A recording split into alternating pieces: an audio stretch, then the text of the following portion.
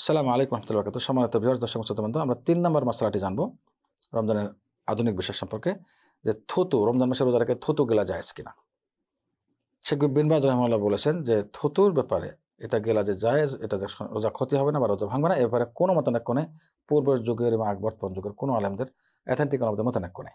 তবে থুতু ছাড়া যদি অন্য জিনিস হয়, যেমন নাকের পানি অথবা যদি কফ কাশি হয়, কফ কাশি গলায় মুখে এসে যায়, ওই ক্ষেত্রে জরুরি হলো অবশ্যই এটা ফেলে দিতে হবে।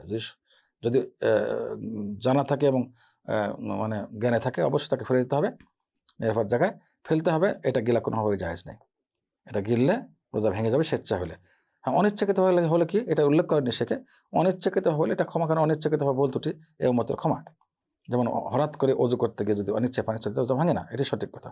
এক্ষেত্রে অনিচ্ছা, কিন্তু ইচ্ছাকৃতভাবে কখনো এগুলো গেলা যাবে না, এটা জায়েজও নেই, এটাকে ফেলে দিতে হবে।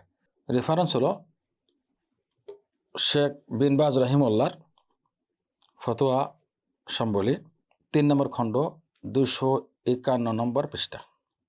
আসসালামু আলাইকুম রহমতুল্লাহ।